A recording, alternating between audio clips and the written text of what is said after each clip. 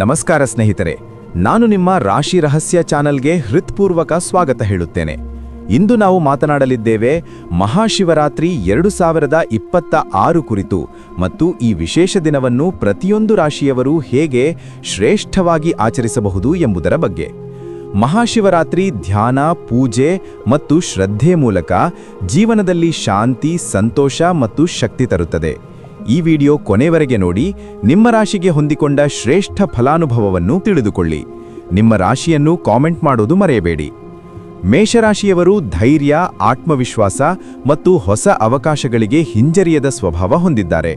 ಆದರೆ ಕೆಲವೊಮ್ಮೆ ಆತ್ಮಶಂಕೆ ಅಥವಾ ಆತಂಕ ಅವರ ಮನಸ್ಸನ್ನು ಹಿಗ್ಗಿಸುತ್ತವೆ.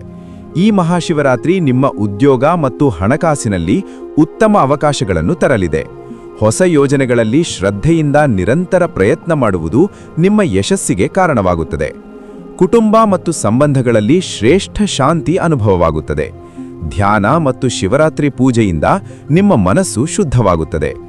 ಆರೋಗ್ಯದ ಮೇಲೆ ಗಮನ ಕೊಟ್ಟರೆ ಮನಸ್ಸಿನ ಶಕ್ತಿ ಮತ್ತು ಶರೀರದ ಸ್ಥಿರತೆ ಹೆಚ್ಚಾಗುತ್ತದೆ. ಪೂಜಾ ಟಿಪ್ ಅಂಡ್ ಮಂತ್ರ: ಬೆಳಿಗ್ಗೆ ಓಂ ನಮಃ ಶಿವಾಯ 108 ಬಾರಿ ಜಪಿಸಿ ಶಿವಲಿಂಗಕ್ಕೆ ಹೂ ಮತ್ತು ದೀಪ ಸಮರ್ಪಿಸಿ. ಇದು ನಿಮ್ಮ ಧೈರ್ಯ, ಶಕ್ತಿ ಮತ್ತು ಸಮೃದ್ಧಿಯನ್ನು ಹೆಚ್ಚಿಸುತ್ತದೆ.